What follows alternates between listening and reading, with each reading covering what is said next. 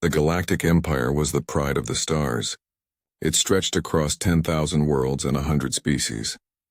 The oldest beings in the galaxy sat in their shining halls, believing they had conquered everything that could ever threaten them. Their fleets darkened skies. Their technology shaped planets. To them, the universe had no secrets left. But one day a strange signal reached them from a small blue planet on the edge of known space. The world was called Earth, and its people were known as humans. They were new to the stars, still young, still learning. Their technology was primitive by imperial standards. No faster than light travel, no plasma cannons, not even shield generators. A minor species, the kind the Empire absorbed without effort. So when the signal was decoded, the Council expected the usual message. A plea for peace, a request for contact, maybe an offer of trade. But this message was different. It was calm, cold, and filled with warning. Do not come to Earth. Do not bring your fleets here. We are not ready for peace, and you are not ready for us. The words played in the golden chamber of the Council of Infinite Stars, echoing off crystal walls. For a moment there was silence, and then laughter. The Emperor, a tall being of shining silver skin and burning eyes, rose from his seat. "They threaten us?" he said, his voice deep and proud. "A world of soft flesh and crude machines dares to warn the Eternal Empire?" The hall erupted with laughter again. Some slammed their hands against the table in amusement. Others mocked the translation, calling it a primitive bluff. To them, humans were nothing but noise, insects shouting into the dark. But one man in the corner did not laugh. His name was Rethan Sol, an old scholar of galactic history. He had seen thousands of species join the Empire, and none had spoken like this. Not with fear, not with arrogance, but with something else, something human. He studied the transmission again, feeling a chill deep inside his bones.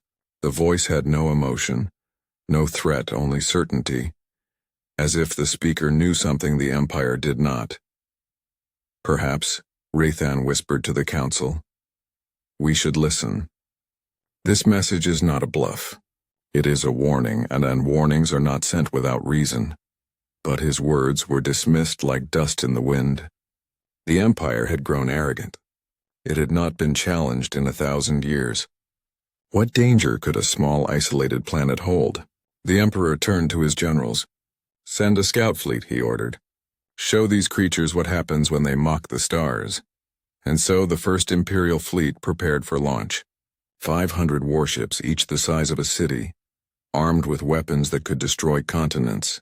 Their commanders smiled as they plotted their course toward Earth. To them, this was not war. It was entertainment, a show of power. When the fleet finally reached the Sol system, Earth looked peaceful. A calm blue world wrapped in white clouds. No defense grids, no orbital stations, no fleets waiting in ambush. The admirals laughed and began their descent, but as soon as the first ships entered the atmosphere, the laughter stopped. The sky darkened. Clouds twisted into strange patterns like eyes staring from the storm. Electrical energy crackled through the air, stronger than any weather pattern ever recorded. Lightning struck the leading ships, not randomly but accurately, as if guided by invisible hands. "Malfunction," one admiral shouted. "It's atmospheric interference." But then the interference spoke. A voice echoed through every communication channel, every speaker, every neural link. "You were warned." The voice was human, calm and slow. Behind it was the faint sound of rain, soft, gentle, and haunting. Then everything went dark. The Empire's fleet vanished from scanners. One by one, their signals were lost. No distress calls, no survivors, only static. The last image received from the fleet's cameras showed the Earth from orbit, glowing faintly with blue light, like a sleeping giant opening one eye. When news reached the Empire, disbelief turned to confusion and confusion turned to anger. The Emperor ordered a second fleet to prepare. He would burn that planet to ash. He would make an example of these defiant creatures. But deep inside, far from the anger and pride of the throne room, Rathan's soul stood alone in his study, replaying the message once more. The rain, the heartbeat, the voice that had said, "You were warned," he whispered to himself. "What are you, humans? What have you become?" And somewhere far across the cold stars on a blue and green world, the humans waited. They didn't send another message. They didn't prepare speeches or threats. They simply watched the sky, knowing the Empire would return, and this time, they would show them why that warning had been sent. The Emperor's rage was like a burning star. The disappearance of the First Fleet was an insult that the Galactic Empire could not accept. The council chambers trembled as his voice echoed through the golden halls. 500 ships do not vanish, he shouted. Find me answers, or I will have every scientist in this empire thrown into the void. No one dared to speak. The mighty empire, which had crushed worlds and silenced rebellions, now stood humiliated by a species that should not even matter. At last, one of the generals spoke softly. Your Majesty, perhaps there was a solar storm, or a planetary weapon we did not detect. The Emperor turned his burning eyes toward him. A primitive world cannot erase a fleet of 500,000 soldiers, he hissed. Send more ships. Triple the number. I want Earth destroyed. Leave nothing alive. And so, the Second and Third Fleets prepared for war. Over 1,000 warships gathered, cruisers, dreadnoughts, carriers. Their engines lit up the darkness like a small sun. The Empire's pride filled every commander's heart. They believed this battle would wash away their shame. But among the fleet, not everyone felt pride. Captain Relar, a young officer, watched the blue planet on his screen and felt unease crawl through his chest. The Earth looked peaceful, too peaceful. No defensive satellites, no broadcasts, no activity at all. It was as if the planet itself held its breath. When the fleets entered orbit, they began scanning for survivors of the first expedition. Nothing. No wreckage, no signal, no trace. It was as if those ships had never existed. Relar reported quietly to his superior. Sir, there's nothing. Even debris fields are gone. The orbital paths are clean. His commander frowned. Then we'll make our own wreckage. Prepare for bombardment. The ships took position. Hundreds of plasma cannons glowed as they charged, aimed at Earth's surface. But before they could fire, the systems began to flicker. Power dipped. Lights dimmed. Warnings flashed across the bridge. Sir, our targeting systems are failing. Communications are down. Our data cores are being rewritten. The last word was swallowed by static. Every ship across the fleet began to lose control at the same time. Engines refused orders. Drones malfunctioned. AI cores screamed digital errors before shutting down. It wasn't sabotage. It wasn't an attack. It was as if something unseen had reached into their machines and taken command. Then a voice echoed again. Calm, emotionless, and hauntingly human. We asked you not to come. The bridge crew froze. The sound of rain filled the background once more. You brought your war. Now you will see what we learned from it. Lightning split the clouds below, brighter and louder than any storm recorded. Beams of white light shot upward, cutting through space like living fire. They weren't energy weapons. They were something else. Something the Empire's sensors couldn't understand. One by one, the massive warships began to fall. Some simply vanished, swallowed by brilliant flashes. Others turned dark and silent, drifting through space like tombs. Captain Relar's ship was hit next. Alarm screamed. The floor shook violently. He looked out through the viewport and saw something impossible. From the planet's surface, hundreds of human-made machines rose into the sky. They were small, rough, nothing like the Empire's sleek ships. But they moved with purpose. Their flight paths were perfect, controlled by minds or systems far beyond the Empire's comprehension. Sir, whispered one of his officers, eyes wide in disbelief. Those are human ships, but how? They didn't have FTL. They didn't have this kind of tech. Reeler could only stare as his screen showed one last message flashing across all frequencies. Adaptation complete. His ship's systems went dark. The stars outside flickered and disappeared. When the Empire tried to contact the fleet days later, they received nothing but static. Over 1,000 warships had gone silent again. The same eerie heartbeat signal returned to every receiver, slow and steady. The Emperor refused to believe it. "They cannot have power like this," he shouted. "No single world could defeat us twice."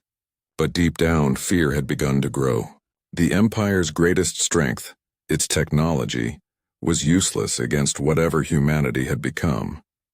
In his private chamber, the old scholar Rathan Sol listened to the recordings over and over. He could hear the rain, the heartbeat, the calm voice of a species that had stopped being afraid. He whispered to himself, "They are learning. They are evolving." He sent a final message to the Emperor, but they never did. Still, sometimes across the quiet space between worlds, ships would pick up strange readings. A soft hum, a pulse, a whisper in the static. Some captains claimed they could hear voices within it. They said it sounded like billions of people speaking at once, all saying the same simple word: remember. Rathan Sol died an old man sitting beside his radio, his hand resting on the receiver that had once carried humanity's voice. The last log he wrote was found years later. It said, "They warned us with kindness. We answered with fire, but even after all we did, they still chose mercy. Perhaps that is why they are feared, not because of their power, but because of their heart." When he was buried, the Empire was already crumbling. New civilizations rose, others fell, but none dared to touch Earth's sky. It became a legend, a holy name, a shadow that lived in every story told around a campfire among the stars. And far away, beyond the reach of any empire, Earth glowed softly in the darkness, a single, silent world wrapped in blue light. It no longer spoke to anyone. But sometimes, if one listened closely, they could still hear the gentle rhythm of rain falling on old soil. And beneath it, the heartbeat of a species that had once been human. Centuries passed after the fall of the Galactic Empire. New civilizations rose from the ashes, each ruling a corner of the stars. Yet even after so long, one place remained untouched: the Sol system. No traveler went near it. No ship crossed its borders. It was a name whispered only in fear. Earth. Stories spread through generations. Stories of humans who had become one mind, one voice. Some called them angels. Others called them ghosts. But no one truly knew. The Forbidden Zone had been silent for 300 years, until one day, a small exploration ship named the Dawnseeker decided to go where no one dared. Its captain was a young alien named Lyra Voss, a historian and scientist from the outer colonies. She had grown up hearing the tales of the humans, but unlike others, she did not fear them. She was fascinated. "If they are still there," she once said to her crew, "then maybe they hold the truth of what really happened to our galaxy." Her crew was small, just 4 explorers who shared her curiosity. They didn't go for war or glory. They went for knowledge. As their ship approached the edge of the Sol system, every system began to flicker. The stars dimmed. The ship's sensors struggled to read anything. It was like entering a dream, silent, heavy, endless. "Captain," one of the crew whispered, "there's nothing here. No planets, no light. It's all just gone." Lyra frowned and adjusted the scanners manually. "No," she said softly. "It's not gone. It's hiding." Slowly, through the static, an image formed on their screens. A faint blue glow in the distance. Earth. It looked beautiful, quiet, whole, not destroyed like the stories said. Clouds swirled gently across the oceans, and a strange soft light pulsed from its surface like a heartbeat. As they drew closer, something unexpected happened. A voice filled the ship, calm, gentle, familiar. "You should not be here." The crew froze. The voice wasn't hostile, but it carried a strange warmth, almost sorrowful. Lyra swallowed hard. "We come in peace," she said. "We only wish to understand. Please speak with us." Silence followed for a few long seconds. Then the voice answered again. "You seek understanding, but understanding has a price." The lights dimmed. Their ship stopped moving, completely still, held in place by an invisible force. Then the stars vanished. The crew looked out the window, and what they saw stole their breath. They were no longer in space. They were above Earth, floating in its sky. The planet below looked alive, its cities glowing faintly, not with fire or metal, but with pure light. The continents themselves shimmered as if made of glass and energy. "Are those cities?" one of the crew whispered. Lyra shook her head. "No, that's them." A bright shape rose from the planet's surface, forming a human silhouette made of light. It stood as tall as mountains, its eyes calm, its expression filled with sadness. When it spoke, every star seemed to listen. "We were once many. Now we are one. You should not have come." Lyra's heart pounded. "Please, Great One," she said softly. "We've come only to learn. The stories say you destroyed the Empire." "No," the voice replied. "We did not destroy. We stopped them. We gave them peace. They could not understand it, so they called it death." Lyra's voice trembled. "Why stay hidden all these years? The galaxy has changed. There are no more wars, no more empires." For the first time, the glowing figure looked upward, almost wistful. "We watch. We wait. The galaxy must learn on its own. Power without heart brings only ruin." Lyra stepped forward, tears in her eyes. "And what of humanity? Do you still call yourselves human?" The figure's light flickered softly like the shimmer of rain. "Humanity is a memory," it said, "but the heart that once beat in every human still beats here. We remember love. We remember pain, and we remember those who never listened." The light grew brighter, wrapping around their ship. The crew shielded their eyes as warmth filled the cabin, a warmth that felt like home. When it faded, the ship was no longer above Earth. They were back in open space, far beyond the soul border. On the console, a single message appeared, glowing faintly. "Tell them we forgive." Lyra sat in silence for a long time, tears rolling down her cheeks. She looked toward the stars, whispering, "They forgive us, after all we did." When the Dawnseeker returned, no one believed her story. Many called it fantasy, others a lie. But Lyra kept the recording, the voice, the light, the message, and sometimes when she sat alone on her ship she would play it again. The calm voice, the sound of rain, and the soft heartbeat that echoed through the stars. It reminded her that somewhere out there, humanity still watched, not as conquerors, not as monsters, but as guardians of silence, and she promised herself one thing. As long as I live, I will never let the galaxy forget who they were, and what they became. The return of the Dawnseeker should have been a moment of triumph. Instead, it became the spark that divided the galaxy once more. When Captain Lyra Voss shared her discovery, the message from the humans, the recording of light and voice, few believed her. The great powers of the galaxy laughed just as the old empire once had. "Forgive? Humans forgiving us?" The Chancellor of the Orion Dominion sneered during a broadcast. "They wiped out the greatest civilization that ever existed. Now a young explorer claims they speak of peace? Ridiculous." But not everyone laughed. In quiet corners of the galaxy, in the ruins of forgotten colonies, in the hearts of those who had lost families to war, the message found a home. People began whispering again about the humans, not as monsters, not as destroyers, but as something else, something ancient, something sacred. Lyra's message spread like starlight. It crossed trade routes and pirate bands, priest temples and rebel ships. Everywhere someone whispered the same words. They forgive. For some it was hope. For others it was fear. The Galactic Council summoned Lyra to appear before them. The Grand Chamber shimmered with gold and crystal. filled with hundreds of delegates from every known species. She stood alone at the center, small, trembling yet unyielding. Captain Voss, spoke the council chair, a tall reptilian being named Serkal.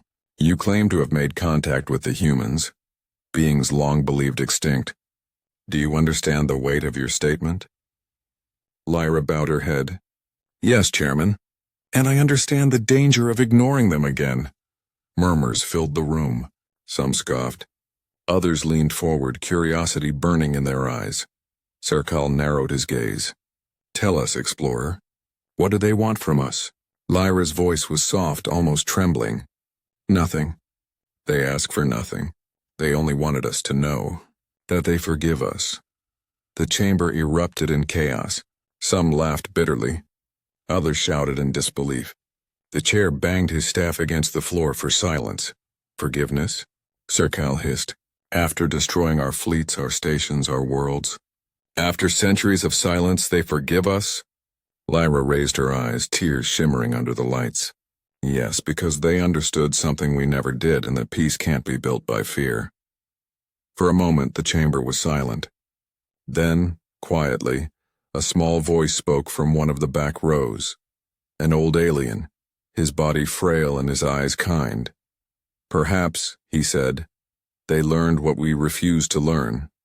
That single sentence was enough. The silence grew heavy, not with anger, but with realization. The session ended with no decision. The council was divided, half wanting to send fleets to the Sol system to investigate, and half urging peace, fearing another disaster. Lyra left the chamber exhausted, her heart heavy with the same feeling the humans had carried for centuries. Disappointment. That night, as she looked up at the stars from her ship's deck, she spoke softly to herself. They laughed again, she whispered, just like before. But something unexpected began to happen. Small colonies and border worlds started sending signals toward the Sol system, not of war, but of peace. They sent songs, light messages, and words written in dozens of languages, all carrying one meaning. We are sorry. Your Majesty, I beg you, and do not go to Earth again. We are not facing soldiers. We are facing survivors. The more we attack them, the more they understand us. You cannot win against something that learns from pain. But the Emperor never read it. His pride was too great, his anger too deep. He ordered the Grand Armada to assemble. Every fleet, every weapon, every power the Empire could bring, and far away, on the small blue world that everyone had once called weak. The humans watched the stars burn brighter again. They knew what was coming, and this time, they were ready. The news of the Second and Third Fleet's destruction spread through the Empire like a storm. Entire systems whispered of it. Soldiers who once believed the Empire was eternal now spoke in fear. The proud rulers who had conquered galaxies were suddenly haunted by a single word: humans. No one understood how it had happened. The official reports were sealed, the recordings erased. The only thing left was the strange signal that kept returning through the void. A steady, calm heartbeat, echoing through the communication channels of the Empire. The Emperor tried to hide his fear behind anger. His golden eyes burned as he stared at the holographic image of Earth. We will not be humiliated by animals, he said. We will answer their arrogance with fire. He turned to the commanders gathered before him. Summon the Grand Armada. Every ship, every weapon. If the humans wish to face gods, we will descend upon them as gods. The Empire had never sent such a fleet before.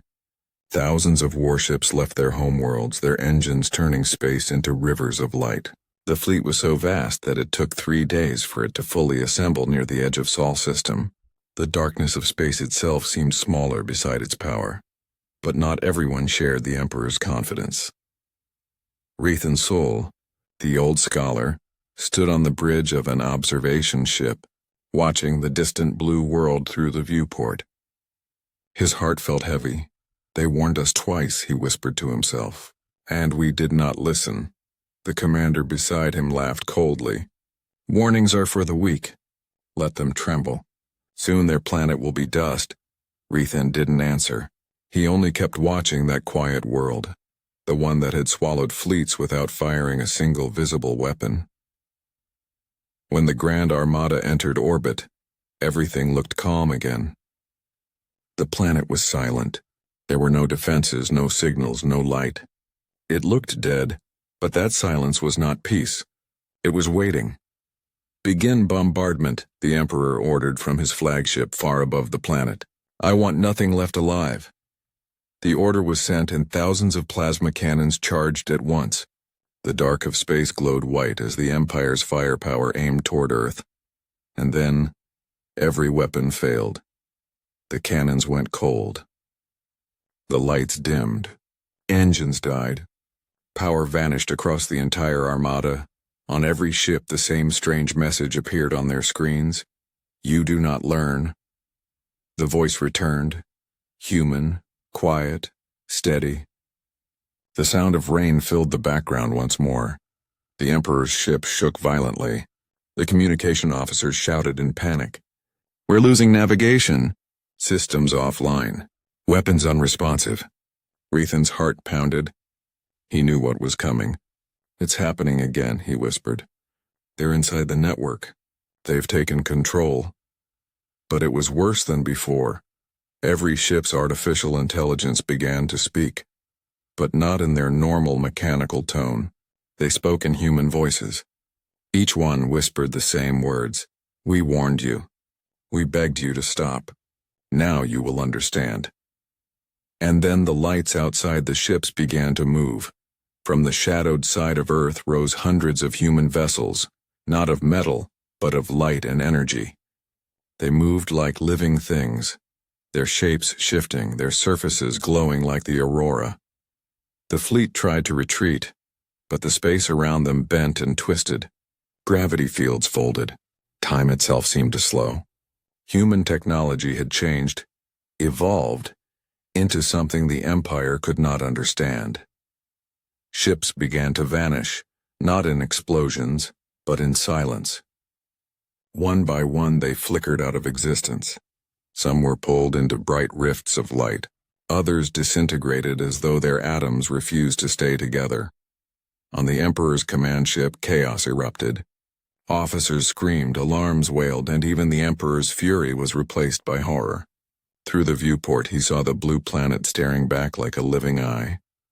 "We came to rule the galaxy," he whispered. "But they became the galaxy." Rethan Sol stood quietly beside him, tears in his eyes.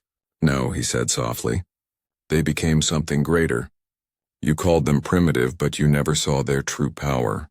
Not in their machines, not in their weapons, but in their will to survive. Every time we hurt them, they learned.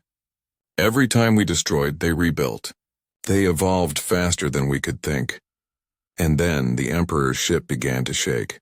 The final message appeared on every display across the Armada, written in hundreds of languages at once. "This is mercy. Do not return." Moments later, the entire Grand Armada vanished, thousands of ships and gone, leaving behind only empty space. Back in the Empire's capital, days passed with no word. Then one by one the stars near the Sol system went dark. Travel routes failed. Sensors stopped working. It was as if the area around Earth had been erased from the galaxy itself. They called it the endless silence.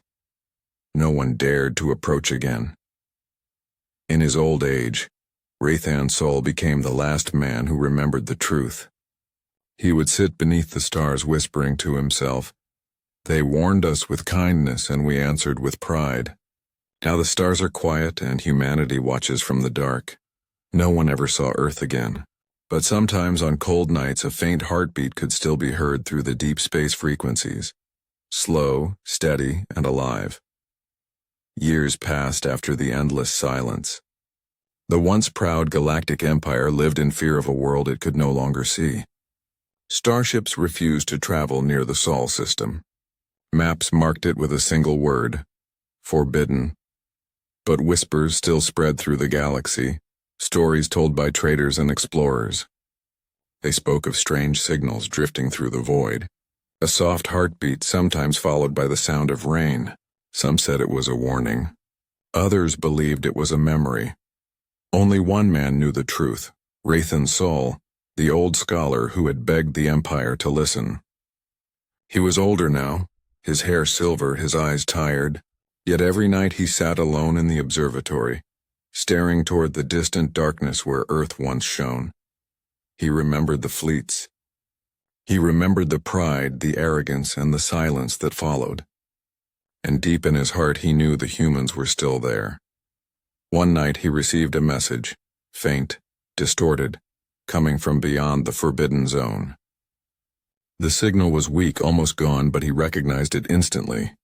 It was human. His hands trembled as he adjusted the receiver. "This is Rathan Sol." "Who speaks?" There was a long pause. Then a quiet, steady voice replied, "You still listen." Tears filled his eyes.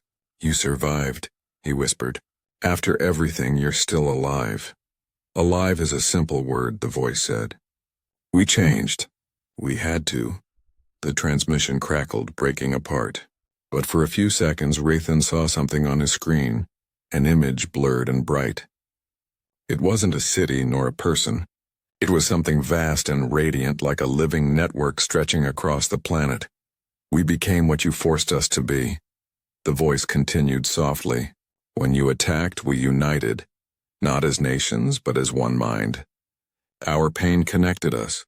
Our loss taught us to think together, to feel together. We are not many anymore. We are one." Rathan's heart raced. "You mean the entire species?" "Yes, humanity became a single thought, a living consciousness born from survival and sorrow." He could hardly breathe.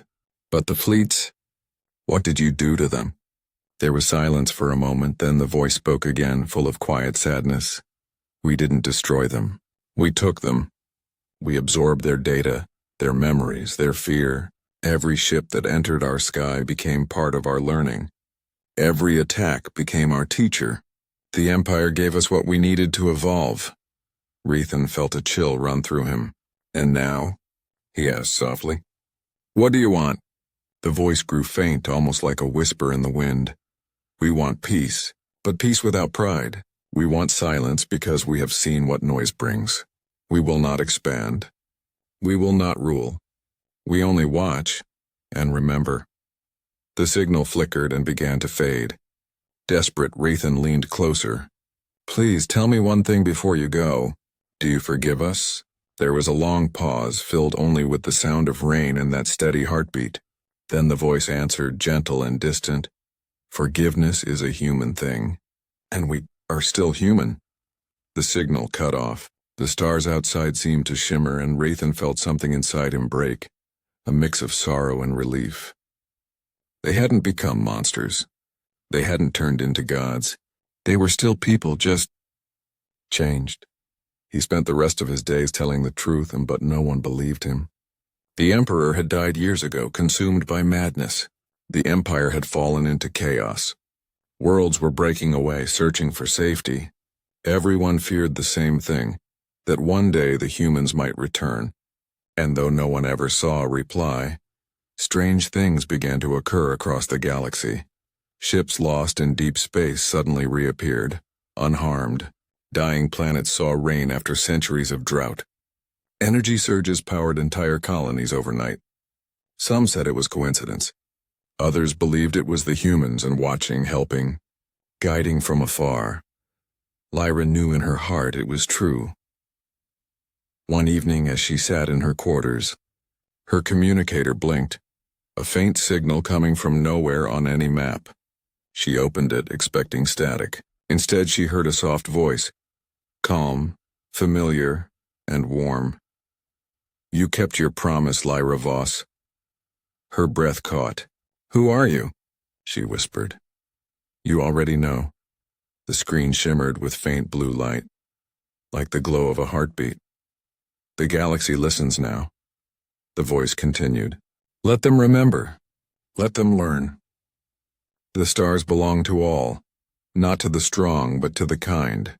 Tears streamed down Lyra's face. "Will you ever return?" There was a pause, long and gentle. When the galaxy stops laughing, the voice said softly, we will come home. The signal faded. Lyra sat in silence for a long time. She looked out at the endless stars and so vast, so beautiful, and smiled through her tears. The humans had not vanished. They had simply become something greater, something beyond fear or anger. They were the quiet guardians of creation, the heart that still beat in the dark. And as the galaxy began to change once more, Lyra whispered one final promise into the stars. When you return, we'll be ready to listen. Many years passed after the Dawnseeker's journey. The galaxy had changed, quietly, slowly, but truly. Where once there had been walls, now there were bridges. Where once fear ruled, curiosity bloomed. The great empires had fallen silent, their wars forgotten. Trade routes opened between species that once hated each other. The stars began to feel alive again, and always above them all the old stories of humans remained. Children grew up hearing tales of the glowing planet that forgave even those who destroyed it. Artists painted their faces in soft light.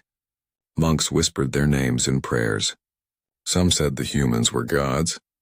Others said they were the conscience of the universe itself. But no one ever saw them again. Until one day the sky changed. It began as a pulse, a soft wave of light spreading through every known system. Ships stopped mid-flight. Communications froze. Planets turned their eyes upward as every star flickered with a golden hue. Then came a voice. Calm, warm, familiar. The same voice Lyra had heard all those years ago.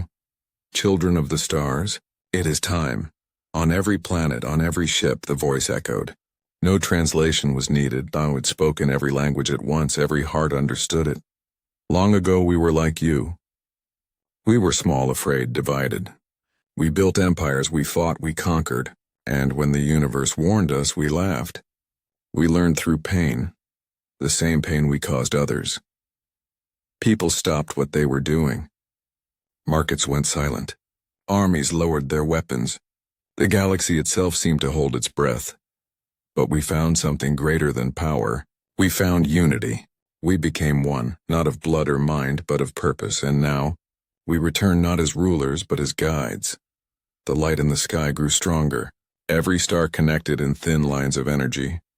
Billions of glowing threads forming a network of light. At the center of it all, near the old Sol system, a new sun seemed to be born, and from it emerged something the galaxy had never seen. A colossal figure, made entirely of light and energy, shaped like a human, but transparent, gentle, filled with a soft golden glow. It was not flesh. It was soul. We are humanity, the voice said, and we forgive you. Tears filled the eyes of countless beings. Whole cities knelt. Some fell to their knees and prayed. Others simply watched in silence, feeling warmth fill their hearts. Lyra Voss, now an old woman, sat aboard a new ship orbiting her homeworld. She watched the miracle unfold from her cabin window, her eyes shining with tears. They came back, she whispered. They finally came back. A gentle light touched her ship, surrounding it in gold. She felt her body grow lighter, her pain fade away. The same calm voice spoke again directly to her. You kept their memory alive. You carried hope when others mocked you. Thank you, Lyra Voss. Her voice trembled as she whispered. Was it all worth it? All the waiting, all the silence? Yes, the voice replied softly. Because now they listen. Her eyes closed and a peaceful smile touched her face. The light wrapped around her and she was gone, her essence joining the great golden glow spreading through the stars. Across the galaxy, something beautiful happened. Weapons powered down forever. Starships once built for war began to carry supplies and aid. Old enemies shared the same meals. And every being, from the smallest insectoid worker to the grandest ruler, felt the same quiet truth. The humans had not returned to conquer, but to heal. Their energy spread like a new dawn, restoring dying worlds, calming raging suns. bringing balance to what once was chaos. And in that light, a simple message appeared in every sky. You are never alone. Be better than we were. Generations later, the story of the humans was no longer told as tragedy or warning, but as hope. Children looked to the stars not with fear, but with wonder. And deep within the glowing heart of the Sol system, the new Earth shone brighter than ever. A planet not of war or steel, but of light and memory. It pulsed gently like a beating heart in rhythm with the universe itself. Because in the end, humanity had become something eternal, not just a species, but a spirit that lived in every act of kindness, every spark of courage, every moment someone chose peace over hatred. The galaxy had finally learned what humanity tried to teach long ago, that greatness was not found in power, but in compassion. And as the light of 1,000 suns shimmered across the stars, a voice, faint but full of love, echoed once more. We are humanity. We were born from Earth, we fell, we rose, and now, we watch over you. The galaxy never laughed again, it remembered and it listened.